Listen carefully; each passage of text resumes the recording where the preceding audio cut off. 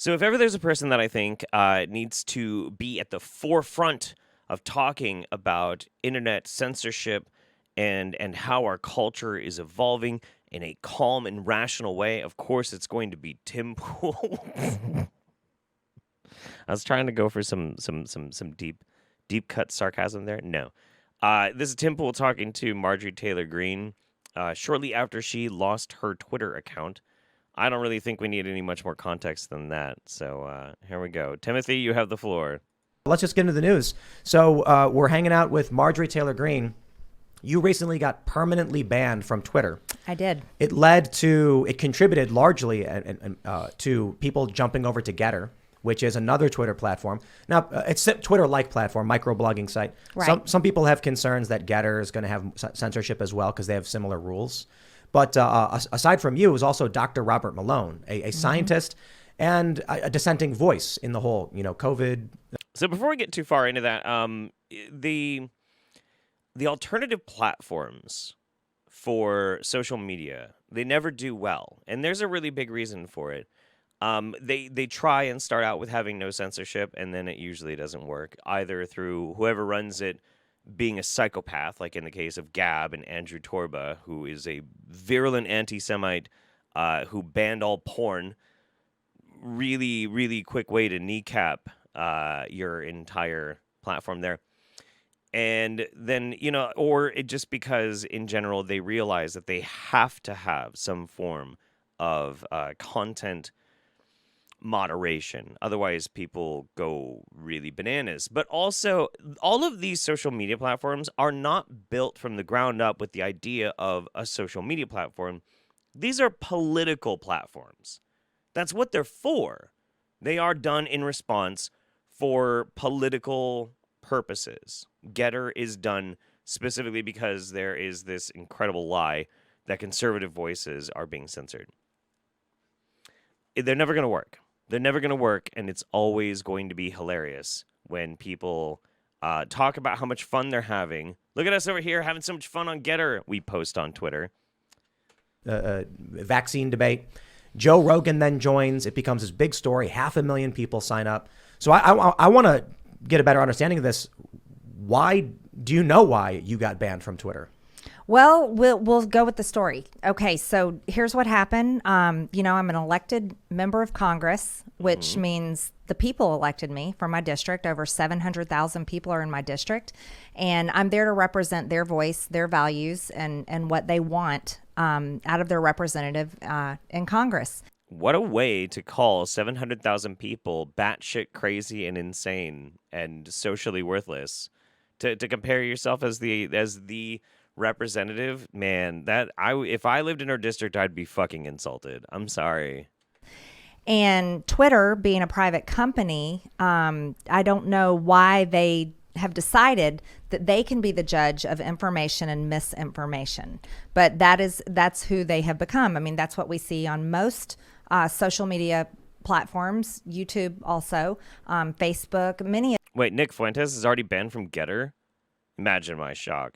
Keep in mind, while she's talking about this, her official Twitter account, like for her being a congresswoman, is still active. She has access to it. She can post anything that she wants. Whatever she wants, as long as she's doing it through her official government account.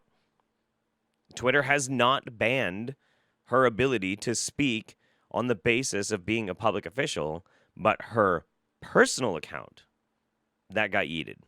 Of them, and over time, over the past years, we've seen conservatives be kicked off. Right, this has been a major issue, and it's an extremely important issue for many Americans. So on Twitter, this was my personal account. It's my campaign account. This is what I used to raise money.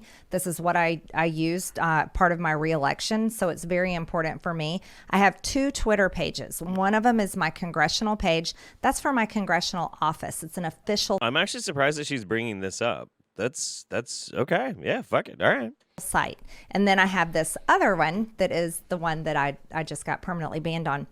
So I'm not really sure what happened, but I want to go into it. I had posted on January 1st a really long Twitter thread. It was 20 tweets, I believe. And it was all about, I started it, it's 2022.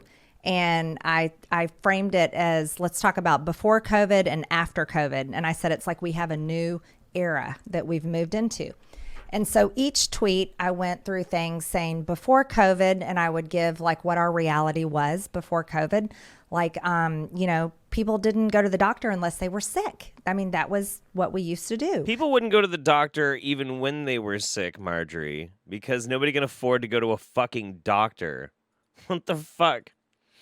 Also, I pointed this out yesterday, but I feel like I want to do it on the recording as well. It may be a little mean, and I don't care because I hate this fucking woman. I'm just look. I'm not look shaming her because I'm sure people can be very attracted to the Bogdanov aesthetic, but it is very striking, isn't it? It's very, very striking. I can't not see that. It's so strange. Anyway. You have 2 Live Crew banned in the USA stuck in your head now? Oh, yeah. For sure. All right, anyway, let's go. As a mom, I've raised kids. I didn't take my kids to the doctor to get a strep test unless they really had symptoms like a fever, sore throat, and things like that. So I was saying before COVID, this is how we lived. And then after COVID, now we get tested all the time for COVID. And so I went through every tweet had that. But involved in each of these tweets, I put information that I had found and researched, like information off of VAERS, which is CDC.gov, controls that. It's very telling that we're in the state of social decline, that basically a Facebook mom who does her own research, is a sitting U.S. Congresswoman and has a large platform by which she can then misrepresent data from VAERS. From private Facebook groups sharing alternative cures for scabies all the way up to Washington D.C. My God, oof. That's it's a site where people it's self-reporting. They can report if they've had a vaccine injury, any kind of vaccine, not just COVID, any kind of vaccine, or even a death. Family members or a doctor can report a death from any kind of vaccine. Fun fact, there's a case in VAERS where somebody blamed getting struck by lightning on getting a vaccine. It's true. There are ones where people who had heart attacks in like their 70s and their 80s, their children decided to upload it to VAERS saying it was because of their childhood vaccines that weakened their hearts. So, 60, 70 years later, you get what I mean. So I had talked about the VAERS system, and which is bothersome to me. There's no investigation into the deaths that have been reported on VAERS. And as a member of... no, there are investigations that are done. Somebody's saying CDC really needs to go through VAERS. I feel like this has solved many problems. One of the big problems is that the reports that are in VAERS come in very, very quickly. And in order to investigate these would take a Herculean amount of effort. Now, when you report something to VAERS, you have the opportunity to submit evidence. And as evidence gets filled out and as more compelling data can be put forward is when they get people to do more investigation. But they do investigate these things. They do. And even if it's not proven, it still stays in VAERS. But if it is proven, it is noted in VAERS that it is then proven, and those people get paid. That's how it fucking works. Like, that's literally how it works. You can use this database to see who actually has been legitimately injured. It's rare, but it happens. But you can find that out. But they never say that number because that number isn't scary. It's so fucking dishonest. It's insane. Like, when somebody starts talking about VAERS, either one, they don't know what it is and how it actually works, and they're just believing somebody like this woman, or they're like this woman who probably does know exactly what it is and lies. Simple as that. Congress, I think it's extremely important. So I had this long tweet thread, but then the next day I tweeted a few more things. I had retweeted someone's tweet from a person that was celebrating and memorializing the terrorist Soleimani that was killed when President Trump was our president. This was a terrible terrorist that had attributed and caused the death of military members and the loss of limbs when they were over there, and it's awful. And this person was just celebrating him and his life and angry at President Trump. So fucking what? Do you have any idea how many people are like jerking off to the idea of Hitler on Twitter all the fucking time? Who cares? Make fun of him and move on. That's on Twitter. A lot of it. Oh, yeah. And I had retweeted that condemnation of how can this guy be on Twitter? Then I had seen a Fox News interview of one of my Republican colleagues, Dan Crenshaw. And as a member of Congress, we debate policy, right? We should debate policy. I would love to debate policy with all of my colleagues. And he was in an interview, and he was talking about FEMA. And he was saying President Joe Biden wants to do a lot of testing, and he was saying we should use FEMA to set up and do this COVID testing. And then he was also saying we should use FEMA to go into the hospitals to help with the overcrowding. And that was what he was saying we should do. But here's the thing. I completely disagree with him. I'm very curious to see what she's going to suggest. The idea of using FEMA is really only a good viable option for dealing with this sort of situation, in that FEMA has the back end infrastructure to be able to very quickly accept a shit ton of money from the government and then disperse it out. They don't have the best track record. Who's keeping the database data from VAERS as authentic as not be fake data? It'd be a Herculean effort. I mean, massive. And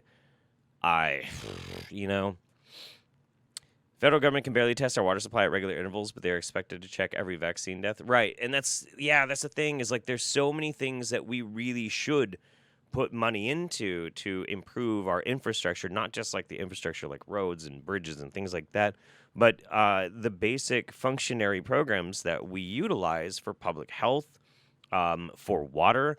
Flint still has fucking issues with this water. I mean, like all sorts of shit, dude. But yeah, I want to see what she thinks we should do instead. And I know for a fact that Republicans and conservatives, and I would even argue many Americans, would be against the use of FEMA to just continue test for COVID. Why? Because we should be more concerned about how to treat COVID. These are just my opinions. What? We don't want to know who has it. We just want to figure out better ways to treat them when they get it. I thought that these people were supposed to be like anti, pharmaceutical industry and making profit off of illnesses and shit like that. What the fuck? What in the fuck? I don't understand. And it even makes sense. It would even make sense for Marjorie here to be protesting for COVID, because as the numbers are exploding from fucking Omicron, that doesn't politically look good for Biden. It serves her politically to do it. None of this makes any fucking sense. Like, this woman is dumb. Very, very, very dumb. It's not that I'm giving medical advice, but just my opinions. And so I had tweeted at Dan Crenshaw, and I had said, no, we don't need to use FEMA to do more COVID testing for sneezes, coughs, and runny noses. And I said, and we don't need to send FEMA into hospitals. We need to rehire the unvaccinated healthcare workers that were fired. What the fuck? Why? That's like saying we need to give the fucking driver's licenses back to all the drunk drivers. Why? What the fuck? Why? This has nothing to do with common sense or good fucking policy. It only has to do with her ball washing like anti-vaxxers and furthering a political ideology. There's nothing logical about this. And they are. In some places. Some places, Yeah. thank God, because these people worked on the front lines and they saved people's lives and they have natural immunity. That's my opinion. I think it's great. And they need to Your opinion is not going to keep people from getting fucking COVID. Jesus fucking Christ. be able to continue their careers and support their families. So that the Dan Crenshaw tweet was the last one you put out, and then they just knocked I you had off. one more. I had to pick at AOC a little bit because, okay. you know, she was down in Miami enjoying free no Florida. mask. And It's so fascinating. We just had to listen to 6 minutes of Marjorie Taylor Greene detailing her last tweets ever, man. martinis. And I was like, ooh, that's a cup full of hypocrisy. Oh yeah, she's tweeted before that Texas removing the mask mandate was going to cause suffering. I don't want to. I don't have the exact quote. I read it the other day, paraphrasing. She said it was a bad thing, basically. She said that Ron DeSantis could use some tips from the governor of New York, Wow. but she's going to Florida, Of course. partying with no mask on. The thing is, That picture of AOC, she's sitting 6 feet apart from only one person who's her boyfriend, and they're eating. if she really believes in mask mandates, she could choose to wear one. Well, let They me go- tell they you go and something. party, Yeah, right? and she doesn't always wear one and But not. I don't want to. Right. I don't want to derail. I mean, I AOC. see her at work, so But I'm curious. Look, it's 2022. Elections are coming up, and we saw what Twitter did with Hunter Biden's laptop story. Right. For those that aren't familiar, a huge breaking story about Hunter Biden, the son of the president, and just malfeasance. I'll put it that way. The story gets suppressed on Facebook and Twitter, and there are polls showing that if people had known about the corruption, then a decent amount of people would not have voted for Joe Biden. That gets suppressed. I'm wondering if your suspension. Everybody knows about Hunter Biden's laptop. We can't escape hearing about Hunter Biden's laptop. This idea that this has been suppressed when Tucker fucking Carlson, who has the biggest goddamn platform short of Joe Rogan, talks about the fucking laptop. How is that suppressed? Suppressed for who? Whomst is it suppressed for? Is there anybody in the chat that didn't hear about Hunter Biden's fucking laptop? I know a bunch of you guys aren't even in the States, and you probably fucking heard about it. Like, probably half of you have seen Hunter Biden's dick. It's pretty big. Anyway. And is just following. It's some kind of political tactic. it's political. And here I want to tell you why. So the reason why I bring up Dan Crenshaw, the tweet, is because I told him, "This, you're not conservative. You're hurting our brand," because conservatives don't promote the use of FEMA for testing and unvaccinated healthcare workers being fired. She's the gatekeeper for conservatism. Okay, yeah. No true conservative. We don't want that. And it was within an hour after that tweet that I got permanently banned from Twitter. Now, here's something interesting. Everybody always talks about politics and money, right? Yeah. So they were saying that I was being kicked off for COVID misinformation. But, I started wondering, I'm like, why is some people's political speech accepted and promoted on Twitter, whereas other people's political speech is not accepted and, as a matter of fact, is kicked off? And I think that's an issue. So I started looking at who's on the board at Twitter. And most of them are Democrats, and most of them donate to Democrat politicians. But there's also someone that's relatively new to Twitter. His name is Paul Singer, and he's a mega donor for Republicans.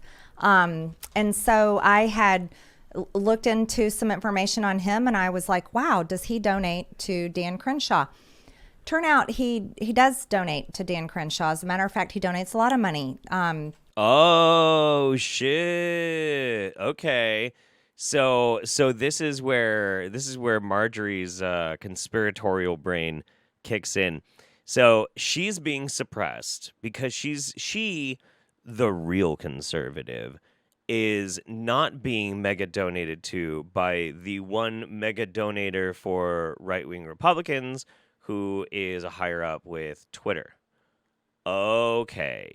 I am detecting that Marjorie for breakfast ate a peanut butter and jellies, and this is really where it's going, man. It's not that it's her actions. It's not that it's her behavior. It's that she did not get the support of like a mega donor or something. Which honestly, maybe that's even true. I don't know. to Dan Crenshaw. I would argue that he helped him get elected by the amount of money that he donated to him. He also donated to a PAC that has benefited Dan Crenshaw. It was money spent on his election. And so I think it was called the American Patriot PAC. It supports a lot of veterans running for Congress, and that PAC had spent hundreds of thousands of dollars on his behalf. I think I do have it here, unless I'm wrong. This is opensecrets.org. It says Singer Paul, New York, $2,700 to Dan Crenshaw. Wow. Right. $2,700. Jeez, that's a lot of fucking money. Wow. Come on. And that's just a single contribution. I don't know if That's usually a max contribution. I think the max Yeah. contribution's gone up now to $2,900 per candidate. But this is commonplace. So he's a mega donor. But I want you to think, How in the fuck is less than $3,000 a mega donor? I really don't understand how she can sell that line. It's really not that much money. I mean, to me, that's a lot of money. But as far as the world of like political contributions, it's fucking nothing, dude. think about this. This is a guy that came on to Twitter, and it's very interestingly, he was so important he was able to get Jack Dorsey removed from his own company. wow. That's who Paul Singer is. Wow. Of Elliott Management. And him coming on to Twitter was he bought a lot of the shares. He became a major shareholder. And then him coming on board, he was able to kick Jack Dorsey out of his own company. I think that's significant. And then this is a guy. I think that was on Tim's stream. Also, I don't think any of this is necessarily true. I've never read that Jack Dorsey was forced out. I don't know. Maybe I'll look it up while we're listening. That donates a lot of money to politicians.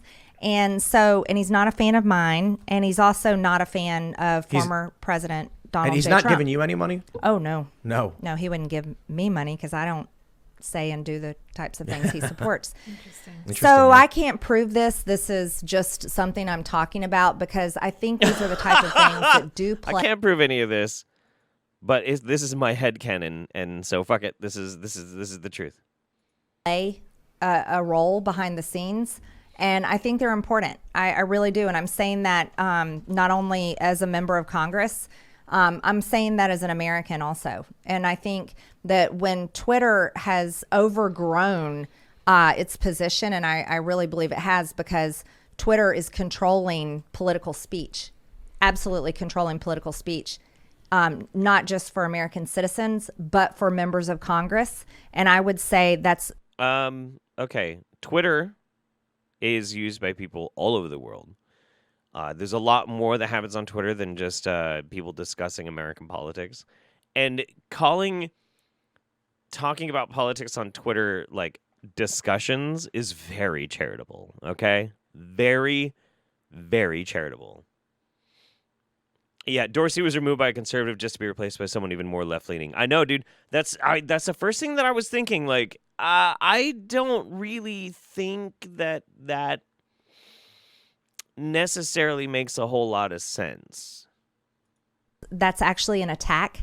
That is actually a political attack against my brand of politics. I know Paul Singer hates President Trump. He was a big fan of Marco Rubio. And that's an open known thing. So I'm not really sure, but I don't think that it was just COVID misinformation. No, this is interesting though. We'll get to that in a second. This is interesting because Elliott Management has actually openly demanded the removal of Jack Dorsey and lobbied for him to step down as CEO. And they have bought a fuck ton of shares in the company. So, I mean, there may actually be something to that. But what's fascinating, though, is that then they would put Agrawal in charge, who is way more left-leaning than Jack Dorsey ever was. Like, way, way more. And the idea that, like, these people that are in charge of Twitter don't like Marjorie Taylor Greene is not that far-fetched, because a lot of people don't like Marjorie Taylor Greene because she's an asshole. I think it's political, and I think some of it is it's not just Twitter, it's YouTube as well. There's stuff that we can't talk about on YouTube. YouTube would shut the stream down in 2 seconds. Of course. And that's wrong. So we're not having real political discourse in this country when the common spaces that we use, Twitter, Facebook, YouTube, etc., are in the control of one political faction. That's right. And they just say, well, you broke the rules. It's a private platform. I can do what I want. Yeah. It's crazy to me because I grew up liberal, and we were always complaining about big corporations suppressing the commons and hurting the little guy in the working class. Yeah. And you know what? I feel the same way. Now I'm watching it happen. Yes. And worse, it's affecting politics. Like Okay, I want to get to the commons comment that he just made. Hang on. That's right. And they just say, well, you broke the rules. It's a private platform. I can do what I want. Yeah, It's crazy to me because I grew up liberal, and we were always complaining about big corporations suppressing the commons and hurting the little guy in the working class. Yeah. And you know what? I feel the same way. I think I'm about the same age as Tim, and I don't really quite necessarily remember that. There has always been a problem of larger corporate interests impacting the ability of everyday people to have as much of a shot or as much of the privilege to be spoken out loud. In fact, I think things like Twitter, even the playing field even more against that. But yeah, it's really, really strange. Oh, I'll get to my private platform rant here in a second. Oh, did Tim have a take on Don't Look Up? I'm really curious. I don't know if I'm going to be able to watch another Tim Pool video after this, though, because, like... Now I'm watching it happen. Yes. And worse, it's affecting politics. Like, you are a sitting member of Congress, and your voice, people need to hear it. So they know what you're saying when you were there voting on things. They can. She still has her political account. And Twitter's like, no, we don't think that's important. Well, I'll tell you what, I have a term for it. I'm sorry, real quick. Yeah. It's not that Twitter is not sitting there saying we don't think it's important. They're saying it is important, and we better not let people hear it. Yes, no, exactly. So I have a term for what you're talking about. I call it corporate communism. And so this is fascinating. The corporate communism. Over here on The Guardian, this is 2 months old. There might be further developments. Twitter admits bias in algorithm for right-wing politicians and news outlets. Home feed promotes right-wing tweets over those on the left. Internal research finds. Just recently, there's a huge whistleblower thing happened with Facebook, and that too is also true. Right-whining voices are 100%, not 100%, but overwhelmingly so promoted above left-leaning. There's not as much money in left-wing politics. There aren't these huge donors that are like aggressively hemorrhaging money to pay people like Tim fucking Pool in order to try and battle against a culture war because they don't like the direction that the country's going. It's fucking crazy. But yeah, all right, we'll get to her corporate communism. Let's see. And we better not let people hear it. yes, no, exactly. So I have a term for what you're talking about. I call it corporate communism. And corporate communism is something that I just made up because it made sense to me. It's these large corporations controlling, and usually they're affiliated with the government. So take, for example, you've got a mega donor, a Republican mega donor on Twitter that hates me and likes other types of Republicans that are different than me. And so wouldn't he play a part in getting me kicked off? Let's get rid of her. We got rid of President Trump. How is that communism? How is that communism? I don't even understand how she can call that communism. Like, you know what? You could make an argument that that has eerie parallels towards fascism. You could actually make that argument. She's not going to say that word, though, because that's not the right word for things that are bad. In Marjorie's mind, if something is bad, it is communism.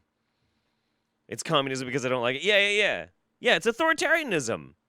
Absolutely. Or you could even say, neo-corporatist fascism and shit, you know? I don't think nepotism is close, but it's fucking nuts, dude. But communism? Trump, they're hurting the type of Republican brand that we want. I think this is really scary. And here's something that's great. Here's what I know about all Americans. When you sit down and talk to each other, we all care about the same thing. We do. Most of us care about, we can find so much in common together by being able to have these discussions on these. She's not wrong in that, except I don't believe that she has a legitimate human bone in her body. I think it's completely been replaced with poison. Platforms, then we can really find apart from one another.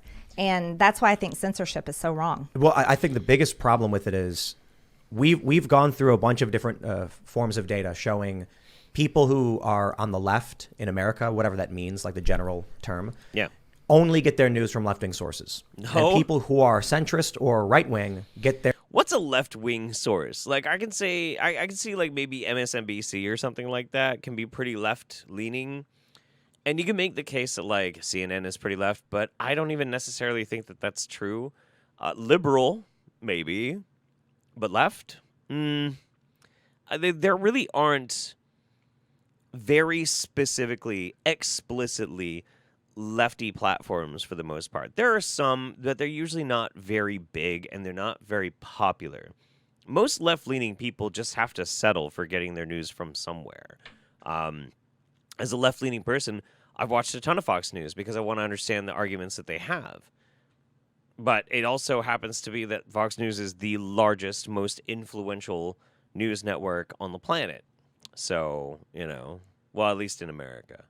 Their news from a mixture of sources. So when you have people on the left and the only thing they've ever heard about you comes from the New York Times or the Atlantic or something, they think the worst, craziest things imaginable. Think crazy things. Why does anybody need to have, they can literally just watch her behavior or read her own tweets and be like, wow, she is fucking nuts. Like, it's not that I'm a problem, it's that people write incorrect things about me, which is accurate reporting. What the fuck? And if you censor those, if they censor you, well, then how are people actually going to hear what you think? They can't. And so there's this view of you, especially if like you pull up your Wikipedia page, that's just, it's insane. I want you to know I have kept that there as a badge of honor. That's awesome. Because Wikipedia is just, it's whatever anybody types on there. And I think people should know that about Wrong. Wikipedia. It's not truth. Wrong. I've never tried to change it. It's what other people have gone and written about me. Nothing that I've ever written about myself or even that I've cared to make sure is factual. And I've left it there for a reason because I want to be able to prove to people that, look, Wikipedia is someone else's words. It's just like a fake news article written about me or someone else. Let's check this out. So, let's see. Is an American politician, businesswoman, and far-right conspiracy theorist true? Who served as representative, blah, blah, blah, blah, blah. Promoted far-right white supremacist and anti-Semitic conspiracy theories. True! Including the white genocide conspiracy theory, QAnon, and Pizzagate. True! As well as disproven conspiracy theories such as false flag mass shootings, the Clinton body count, and multiple relating to 9/11. Not surprised. Before running for Congress, she advocated for executing prominent Democrat politicians. That also is true. As a congresswoman, she equated the Democratic Party with Nazis, compared COVID-19 safety measures to the persecution of Jews during the Holocaust. Yep. Apologized for the latter comparison in 2022. Greene's personal Twitter account was permanently suspended. Yeah. None of that is a lie. None of that is a lie. She just can't. Well, number one, she can't change it. If she goes and tries to change it, not the people who run Wikipedia, but the massive collection of fucking editors, like the way Wikipedia curates its content is a lot more complicated than most people understand. Way, way more complicated. And she wouldn't be able to change it. She can't. And it would be rewriting actual history. So, like, I don't know what the fuck she expects to have happen. That's nuts. I wonder if she still has that anti-LGBTQ poster up inside of her office. I wouldn't be surprised. And that's the craziest thing to me is how, well, I've talked to James O'Keefe. Wikipedia, in these articles, it says. Yeah, listen, the most trustworthy man on the planet, James O'Keefe. Fucking A. From Wikipedia. It doesn't say from random users. Like these statements may be an aggregate of different people putting it together. Wikipedia puts their name on it. So I think they should be held liable for defamation and libel. I totally agree with you. I agree with you 100%. And here's the thing about Wikipedia. Well, here's the thing about Wikipedia. Every single one of those claims on there has a little number next to it. And if you go to the bottom, the number then has a link next to it that goes to the citations. And those pages and articles have the receipts. Like the videos of her saying that shit. Or her tweets. Or like, I'm sorry, but this is fucking ridiculous. Fucking ridiculous. Is let's say that I wanted to fight it. I could have one of my staff go on there every single day and fix it and correct the misinformation. No, you couldn't. They'd get fucking banned because they'd be breaking the rules. Sorry. Someone else can go on there and change it again. Yeah. So yeah, with Wikipedia putting their name on it, they are the ones liable for the lies and slander, libel and slander about people. Thanks for checking out this segment. She would have to the thing is, Wikipedia is collecting these citations, and they have to very, very carefully and intentionally make sure that all of this is verified. Otherwise, they will take it down because they don't want to be sued. She wouldn't be able to sue Wikipedia. She'd have to go through and sue all of these other news outlets, and she would lose. She would fucking lose because it's true. All of it is fucking true. But, I mean, look. If Marjorie Taylor Greene really desperately wants to just waste all of her money and go into poverty trying to sue people, I think she should do it. I encourage you. Please do. Listen. So the last thing I want to end on, somebody clued me into this. Unfortunately, her tweet is now gone, of course, because she lost her Twitter account. Marjorie Taylor Greene, the QAnon-supporting Georgia representative best known as a vile bigot, has done something ghastly in what appears to be her personal gym. Yesterday, she shared a video of herself seemingly possessed by the spirit of a gremlin who just ripped a line of cocaine, vigorously thrashing on a pull-up bar, not unlike a teenager enthusiastically humping their first pillow, or me, circa 2006, doing the worm on my best friend's bristly carpeted basement floor. I found that expertly crafted paragraph there, so I had to read it. But this is her apparently what she's doing for protection against COVID rather than a vaccine.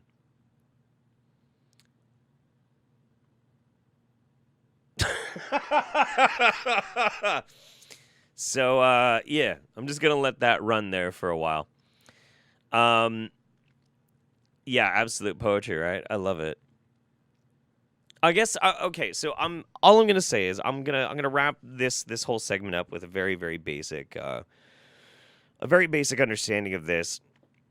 We had thankfully they didn't try and go into this like long protracted like this is all about freedom of speech and blah blah blah blah blah. This is just like a woe is me. I'm so sad and I'm being suppressed because I'm not the right kind of conservative. Marjorie Taylor Greene. Blah blah blah blah blah. The free speech argument gets so fucking exhausting. Absolutely exhausting. And the longer you let somebody who rants and rails against getting censored and about freedom of speech, the further and further they'll go into telling on themselves that they don't actually give a shit about freedom of speech. Because the truth of it is that freedom of speech should lead to truth. That is the overwhelming idea behind it. Free speech is a goal because it is valuable. It's valuable. Like we all can benefit from it, and that's the concept, that's the idea.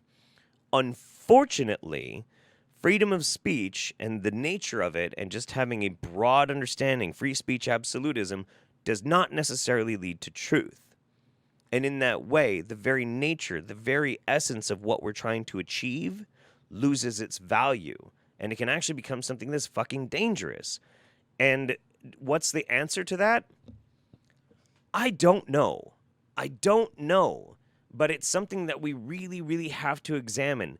People like Marjorie Taylor Greene do not give a shit about free speech. She's mad because she can't play the fucking game on Twitter anymore. She claims that the things that are obviously provable that she herself has done, objective reality has observed her doing these things, and she wants to be able to sue so that it's scrubbed from the record. She doesn't care about fucking truth. And she and people like her will weaponize the idea of free speech in order to be able to then manipulate. That's the point. That's the fucking point. And Twitter is a private program, a private platform. And I'm sorry, I have lost 5 Twitter accounts for doing far less than Marjorie Taylor Greene ever has. And I don't whine about it like a little baby. And I don't get to go on Newsmax or OAN any fucking time I want. to speak directly to millions of people. She does. So boo-hoo-hoo. I don't give a fuck. Fuck you, Marjorie Taylor Greene. You overprivileged jackass. God damn.